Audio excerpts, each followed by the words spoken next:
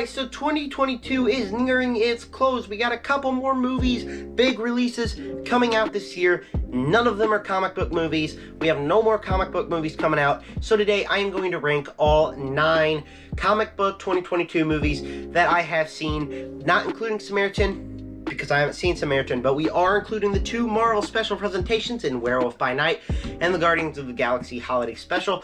They will be included on this list because I feel like if we had to include the Diary of a Wimpy Kid movie from last year on that list, for only being an hour, we can include these here, and I am including them on my 2022 list, so I figured that why not add them here. But special thing, before we get here, we gotta hand it over to the actual smart me, right there. Hey yo, what's up? It's me, the right Zach. I'm always right about everything.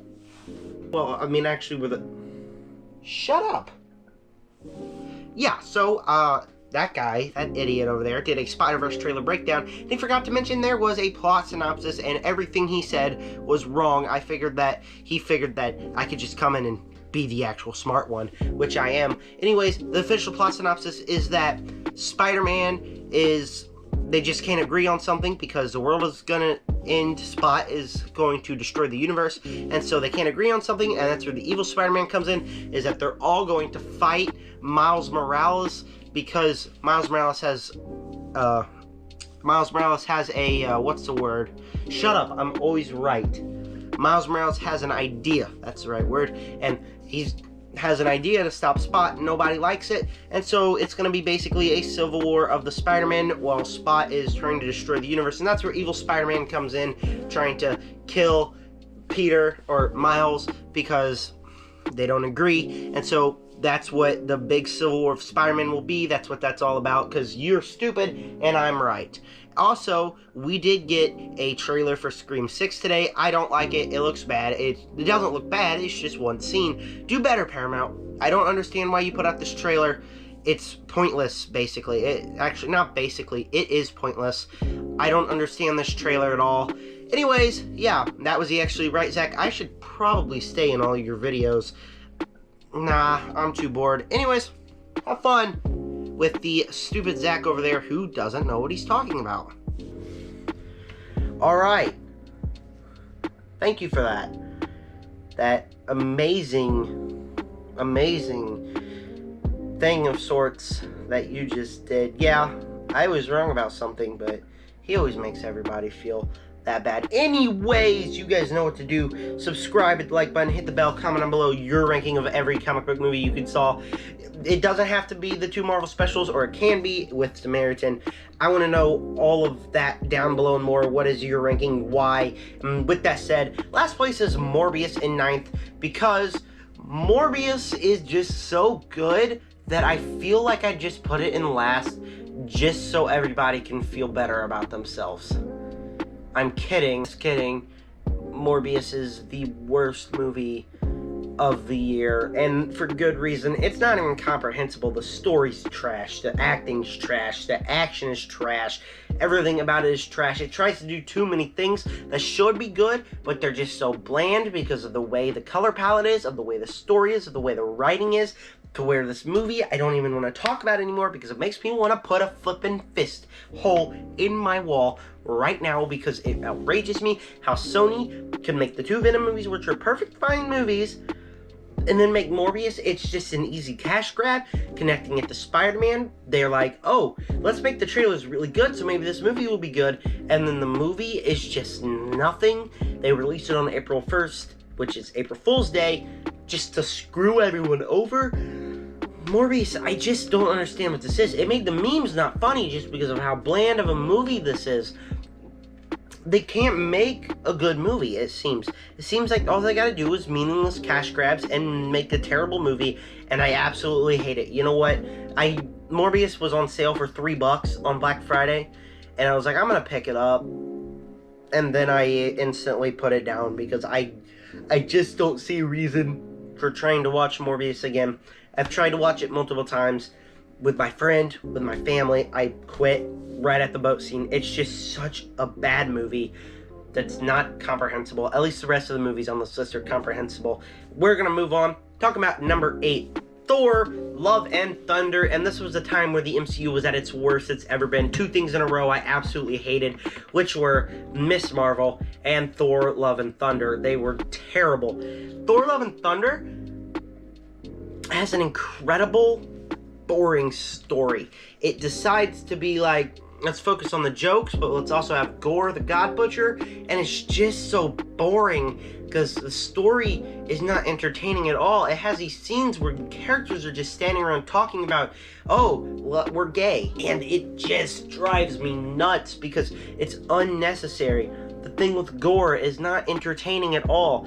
The best thing I could say about this movie is that the final scene of the film was cute, where Thor has a daughter now. But everything about this is crass. It tries to be funny. It's not funny. The story just takes a really bland turn. None of it's entertaining. It's just one of the most boring Marvel movies I've ever seen. Definitely belongs on the bottom of the list. I think it's time to find a new director for Thor because this movie just does not work at all. Number 7, DC League of Super Pets, and this is a movie that I 100% should have loved, and I didn't. I just could not get into the movie because the main things about this that were good and were really good were when the characters were standing around talking, they have their backstories, or when like the dogs are with the Justice League. That stuff was really, really cute, and I really liked that. But then we get the story, and it's like a superhero story. I just can't get into it. I don't know why.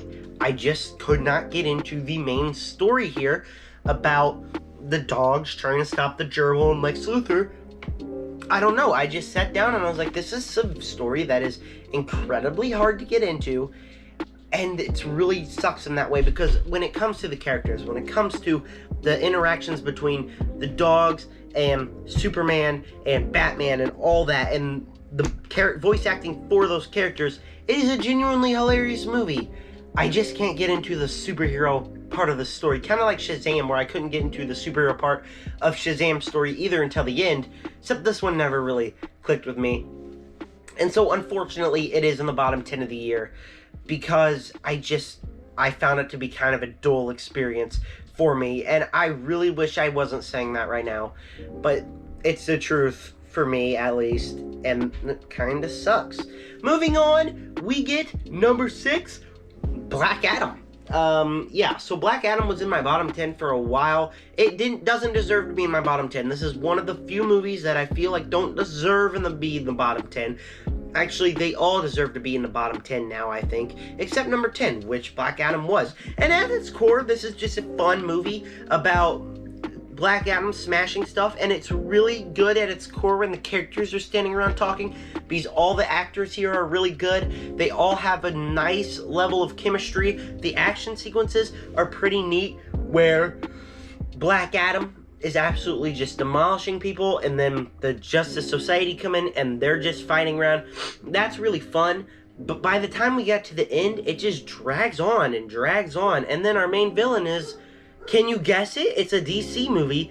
What's the villain? A, is it an actually compelling villain? B, is it just a completely useless another demon? It's a completely useless number demon. I bet you could not have guessed that. And it's just so boring and so overdone. By the time the movie was over, I left it with a sour taste in my mouth. And I was like, I don't like this. This was not very good at all. And that sucks because... one part of this movie, if it kept on that same track, this would, at the best, be in, like, my top 20 for entertainment, but it's just, it goes on the same path, and then it goes on, and goes on, and goes on, and just gets to be over dragging out movie, especially that final battle sequence that nobody cares about. I didn't care about the final battle sequence, because it's just another demon, and the villain isn't compelling at all.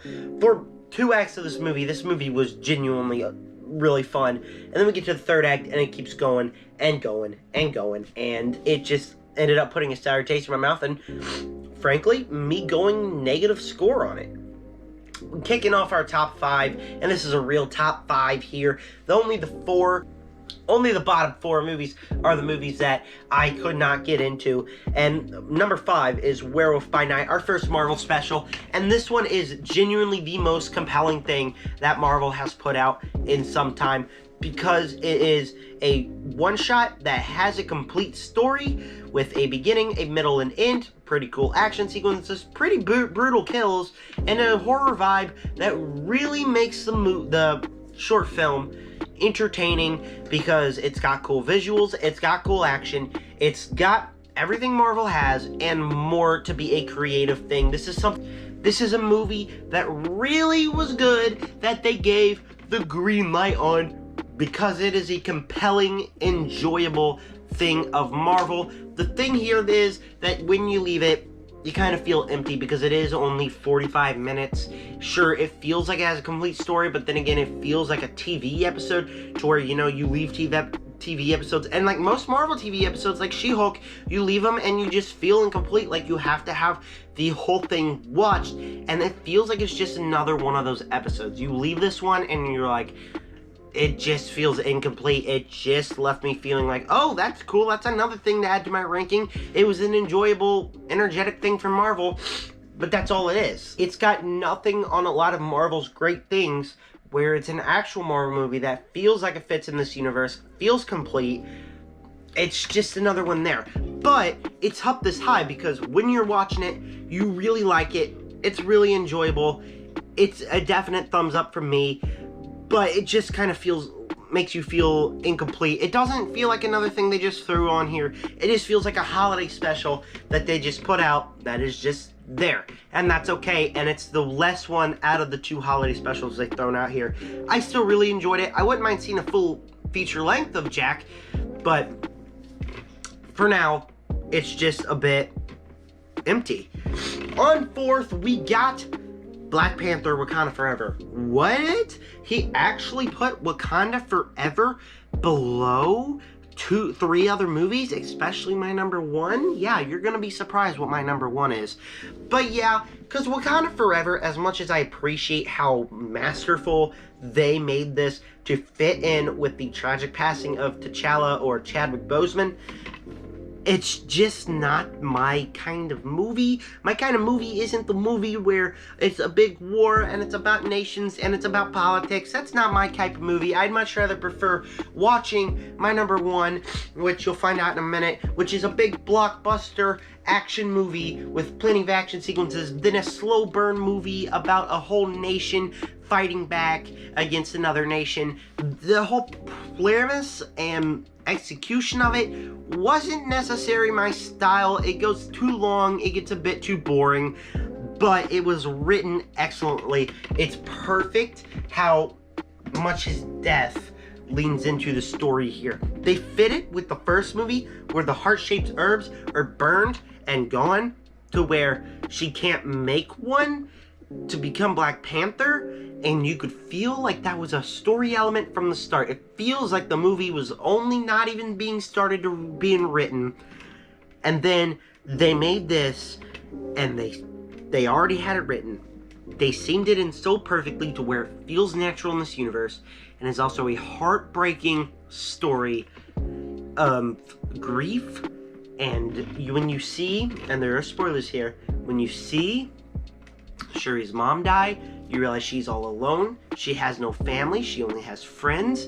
And it's emotional. It's heartbreaking. It's an absolute perfect way to continue this franchise. And then the final scene where we realize that T'Challa has a son. It's emotional. It's sad. Absolutely everything written way about this was perfect. The thing is, I'm not into war films, so the kind of war element that this had here didn't necessarily please me as a whole, but there's no use denying that they writ this movie absolutely perfectly to have an emotional way to welcome in Shuri as the new Black Panther. And Ironheart was pretty great in this too, just saying. Kicking off our top 3, and I know you're like, Black Panther: Wakanda Forever was not in your top 3. What is wrong with you? I'm sorry. It's not my favorite movie of the year, but It's definitely in the top 20. It's a great written story from them. Number 3, though, Guardians of the Galaxy Holiday Special. Originally, this was number 2 because I sat back and I was like, this is such a great thing that Marvel made, and an opposite to Wakanda Forever. It's an absolutely emotional thing, but it's absolutely hilarious as well. Thing is, it's another 45-minute short, and I know I just can't get into these 45-minute shorts. This one made me feel complete, but sitting back down, feeling like it being in my top 10 of the year, it feels like it's kind of rude to the other movies that came out this year, especially that the other ones below it deserve to be in the top 10 as well. So this one is now number 12 on my list and number 3 on this list, because I feel like if I put it above my number 2, it would just be unfair. But this is just absolutely fun. Star-Lord, everyone's back together. There's emotional moments here, but there are scenes where Drax and Mantis are chasing after Kevin Bacon. It's absolutely hilarious. The whole cast here, they all have nice chemistry. It's awesome to see more of this cast. Groot here, when I saw pictures of Buff Groot, I wanted to shoot myself. But then I saw him in this, and he's absolutely adorable. It's hilarious. It's heartwarming. It's absolutely amazing what they could do with just 45 minutes to make me laugh, cry, all the above. Pom Klementieff, absolutely phenomenal in this thing. She is like crazy. She's this one character that's an alien, but Mantis, I never really liked Mantis before, but she's an alien on Earth and sums it all up perfectly. It's hilarious. The whole cast here, again, hilarious. I absolutely very much enjoyed this short.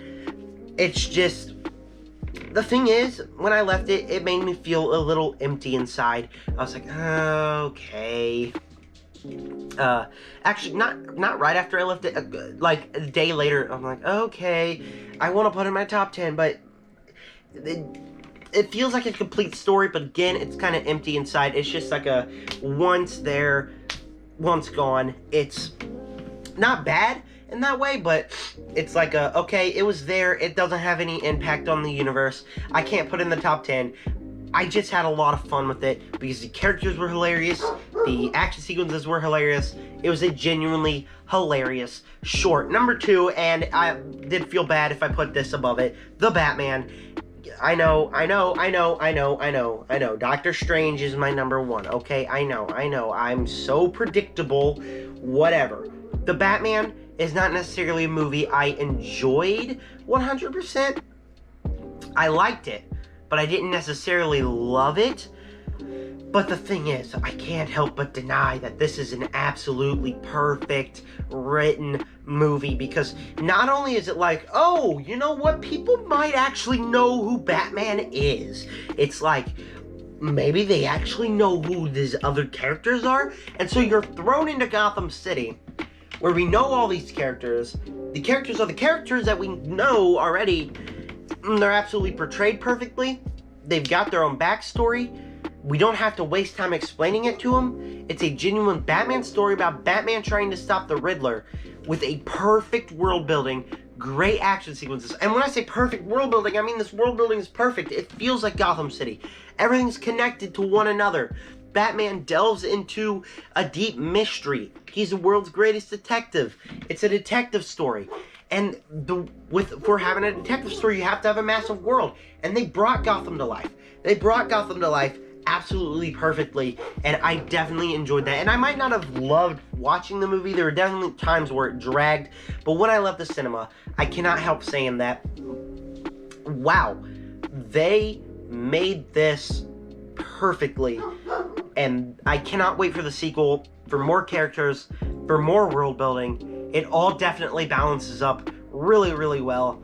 I am so happy that this movie was made, because, I mean, who isn't? A Batman 2? The Batman 2? I definitely would want the Court of Owls in it, because a Court of Owls story in this world would be awesome. Matt Reeves written this one perfectly, and even though I might not have enjoyed it as much as I should have, I still can't help deny that it's a perfectly written movie, and I would argue one of the most perfect written movies of all time. Number 1, okay, yeah, I'm taking a little cheat here. Doctor Strange in the Multiverse of Madness. Oh, he's so biased. He's a movie nerd. He's a blockbuster nerd. He only likes blockbusters. He doesn't care about the good ones like the Batman. Well, did you just hear what I said about the Batman?